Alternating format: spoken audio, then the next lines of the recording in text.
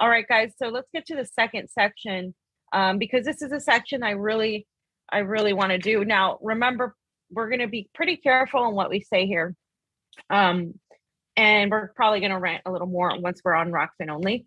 But Noam Chomsky, guys, Noam Chomsky, the philosopher, the beloved, guy that so many of progressives love and have always looked up to. I mean, I've always liked Noam Chomsky as well.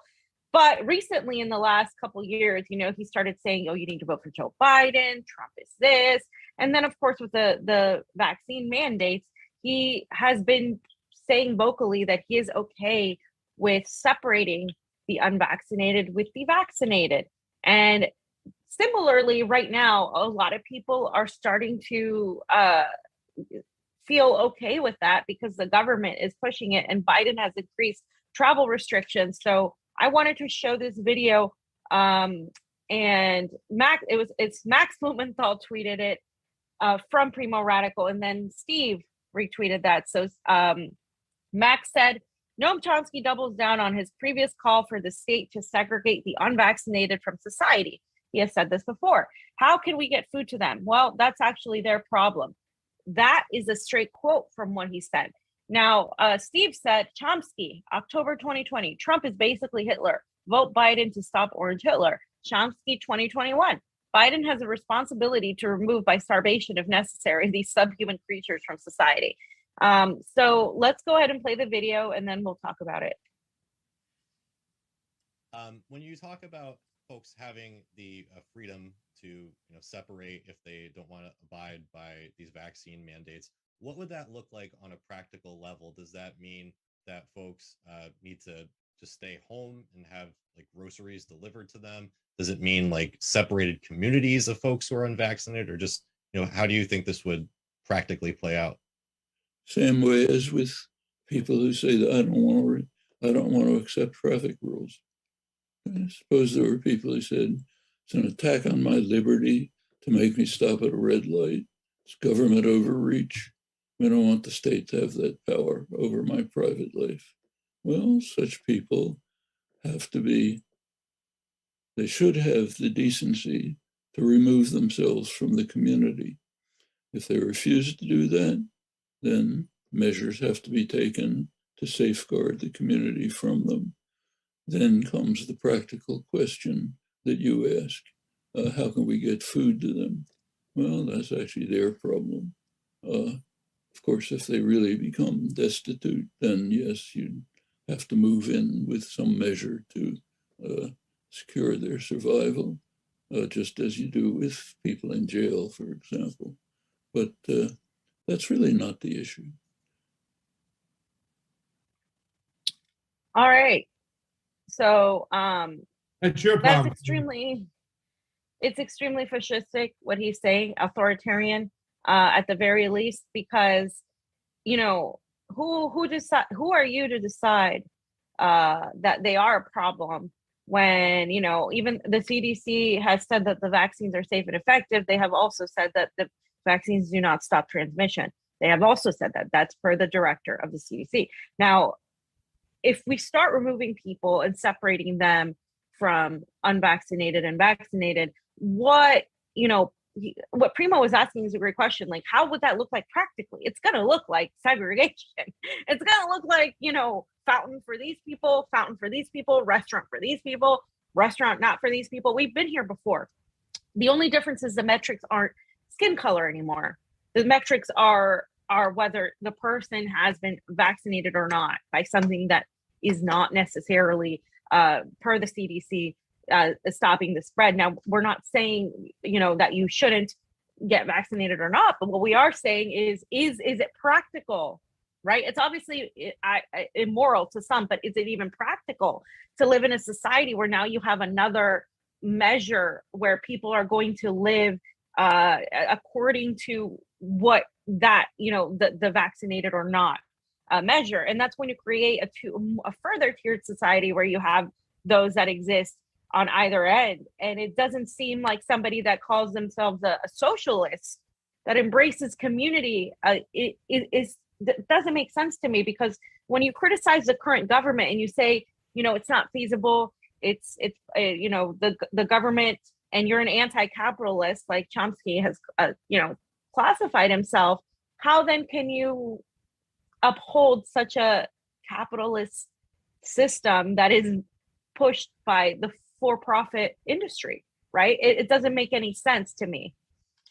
Yeah, well, I mean, it is sad. I think we've talked recently too about, like, some of the stuff that's happening today, how it could affect the work of old, right? And when it comes to Noam Chomsky, manufacturing consent, that was his term, that was his book, I believe.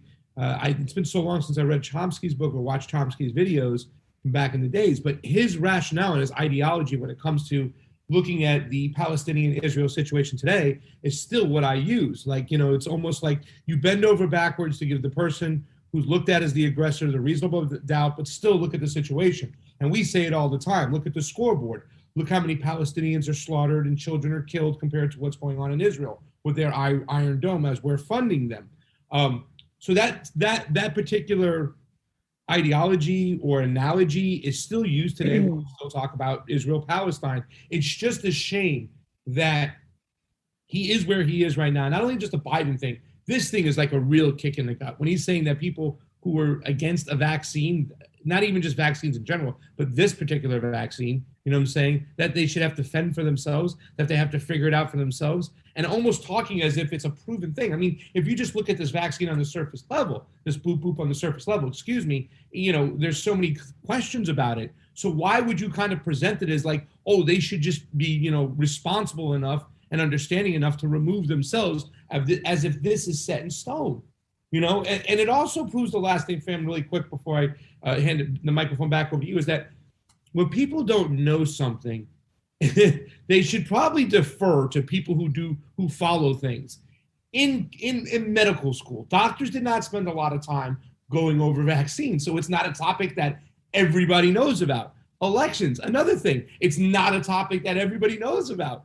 So when you have these people who were like regarded as like top journalists or respected journalists or respected teachers or whatnot, and they start speaking about something they don't know, without kind of putting the disclaimer that they're not experts in that area, or maybe they're not 100% sure, to see them speak as if they're sound 100% sure in these issues, it's another thing. It talks to, I don't know what it is. I don't know if it's like a form of narcissism or what it is, but it is also quite frightening too as well, because the way he's talking about this is just like, it's disturbing.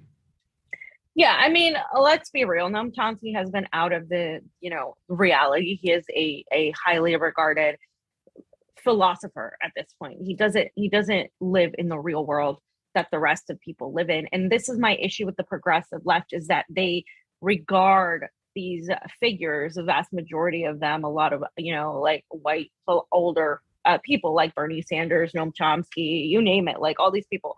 And they live a very privileged life. I mean, they don't have to worry about the realities that the working class has to worry about. That plays a role in where you're at. He's an intellectual. He's not really living in the reality of what would it look like if your family was separated, if it gets to that point. He's not living in that reality.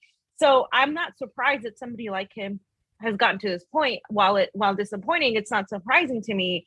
But what is really the worrisome thing is that people who look up to people like him are like, well, if he says it, then, or if Bernie says it, like, it's just like, so because they're followers, they're sheep, and they don't have a mind, because a lot of people in America have been conditioned to follow, to look up to heroes, and to wait for somebody to save them. It's all over the Hollywood storytelling machine. So that's what worries me. This is not okay. Somebody who doesn't know, like you said, shouldn't be advocating and talking about things that he doesn't know about, and really dehumanizing people who made a choice that you disagree with. You're dehumanizing them. You're saying that they're less than human and that they must fend for themselves. That mentality is what led to the groupthink that led to the Holocaust. They saw them as less humanizing than the others. And so that is a dangerous route that we don't really want to go down. So I think the thing that's really upsetting too is that these are two individuals, when you talk about Bernie and Noam Chomsky, who used to speak against the machine. Now they're speaking for the machine. And a lot of people say, oh, they were threatened, whatnot. And, we always question that when it comes to Bernie Sanders. But I think a lot has to do with what you just said, Fam, is that they have a comfortable life now and they're out of touch. They're out of grips with reality. Yeah. Almost like Bill Maher is another person we see and whatnot. It's like he's been in his bubble for too long. Noam Chomsky, Bernie, that's what happens to these people. And it's just a shame because it's like they are actually talking for the machine, except raging against it. Exactly. And so what did liberals do? A bunch of them said they were supporting Noam Chomsky. They were saying, yeah, good for him. This is great. Mehdi Hasan is one of these people that's some still regard as a progressive, even though he works for MSNBC. But he said Noam Chomsky is trending because he wants to get tough on people who choose to stay unvaccinated. Good for him. Segregating people isn't getting tough. It's segregating people, right? So I said segregating and firing people who are mostly working class and often minorities, because that is the vast majority of the people that we're talking about here, for not taking a vaccine that the CDC has admitted does not stop the spread of the virus. That's per the CDC, is now good. The emotional left has lost its mind by rebranding Jim Crow-esque draconian laws, because that's what this is. We talked about it with our friend Garland Nixon. This is that. This is not anything different. It's just that the parameter that you're measuring by is different. But again, it is affecting very similarly the most marginalized people in society. And all these leftists who tout themselves as anti-fascist, as pro women, pro diversity, pro intersectionality, pro worker, that's not this. You're firing people for a choice that they've made that's none of your concern. It's not of my concern. It's only their concern, because it's not really affecting everybody else, unlike what the narrative that's being spun is. And so you're putting them out of work. You're putting them out of business. You're evicting them. You're putting them in a class that's less.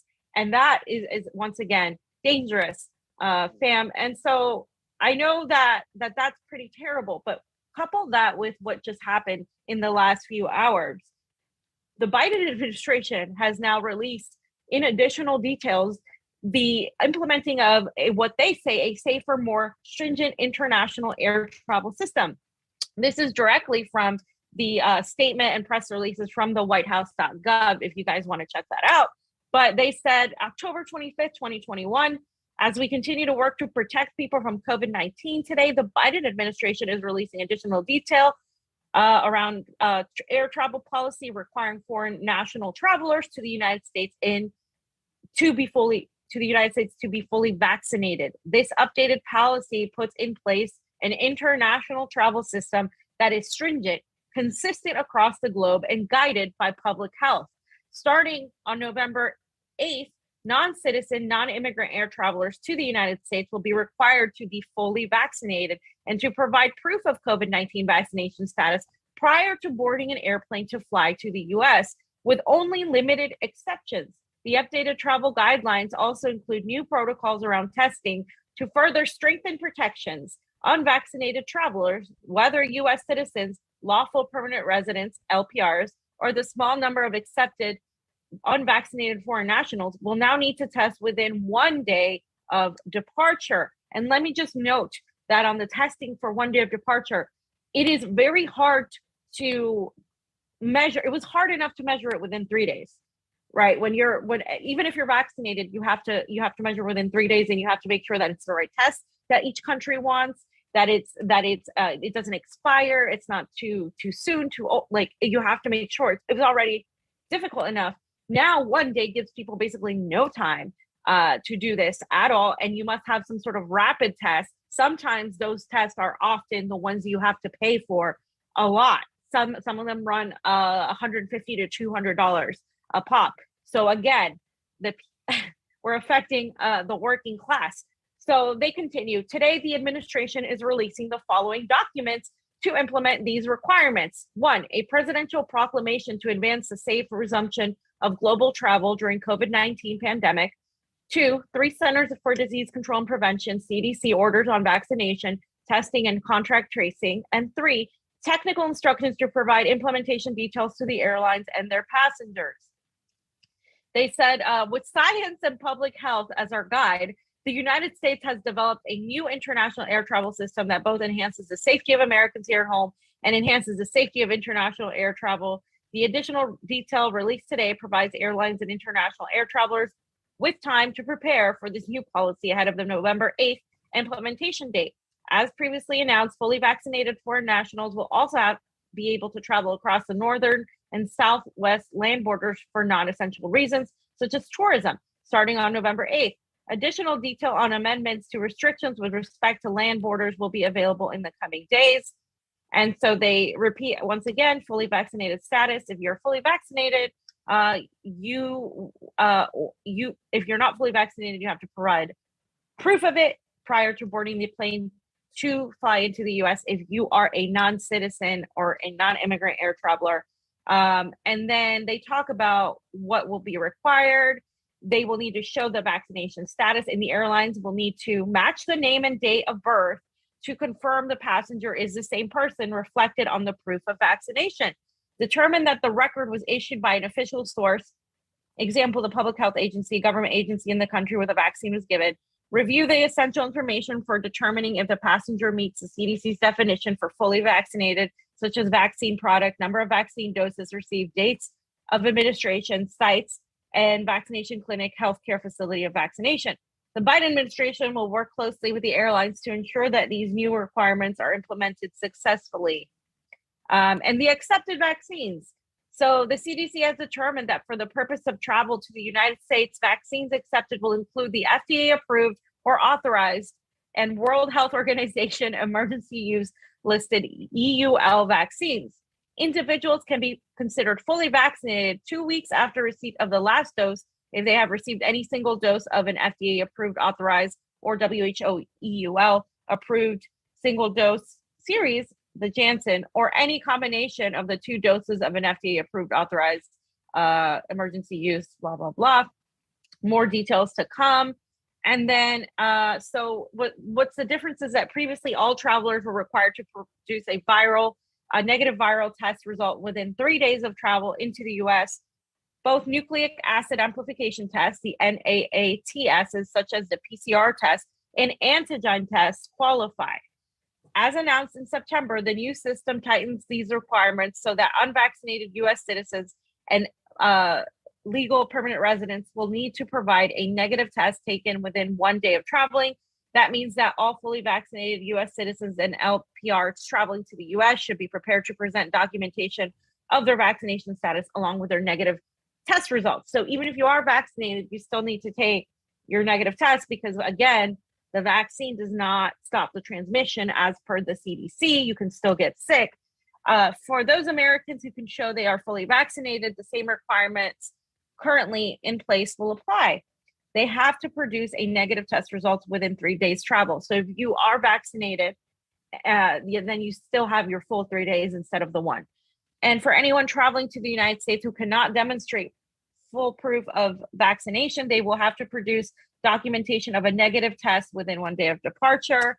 And then children, requirements for children. So as of now, the children under 18 are accepted from the vaccination requirement for foreign national travelers. Given both the ineligibility of some younger children for vaccination, as well as the global variability in access to vaccination for older children who are eligible to be vaccinated. Children between the ages of 2 and 17 are required to take a pre-departure test. If traveling with a fully vaccinated adult, this is hilarious, an unvaccinated child can test 3 days prior to departure, consistent with the timeline for fully vaccinated adults. If an unvaccinated child is traveling with or alone or with an unvaccinated adult, they will have to test within 1 day of departure.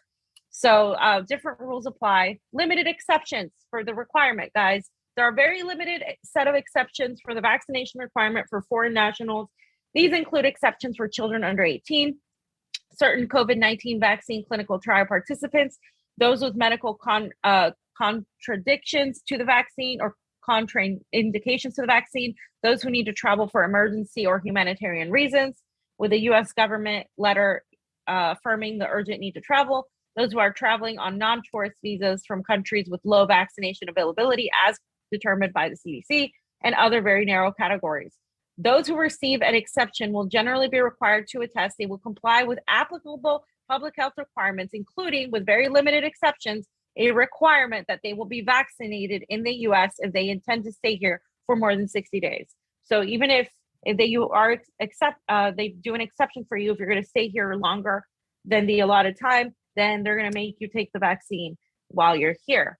And if you go to the CDC website, it says before you travel internationally, make sure to plan ahead, check the current COVID situation in your destination, follow all airline requirements as well as any requirements to your destination, including mask wearing, proof of vaccination, testing, or quarantining requirements. And so if you do not follow your destination's requirements, you may be denied entry and required to return to the United States. So if you're denied, if you do not produce these documents, whether vaccinated or not, they're not going to let you back in the country, even if you are a citizen, because they're saying that you need to have all your ducks in a row in order to travel. So this is going to be a headache to go to the airport, especially at international. Last time I went to Peru, the PCR testing, that was already a gigantic mess because you have to fill out a whole thing about where you're going, and it has to be a specific test. And if your flight is delayed, you better pray you get on a quick flight after that, because then your test expires and then you have to take another test. This is a disaster for air travel.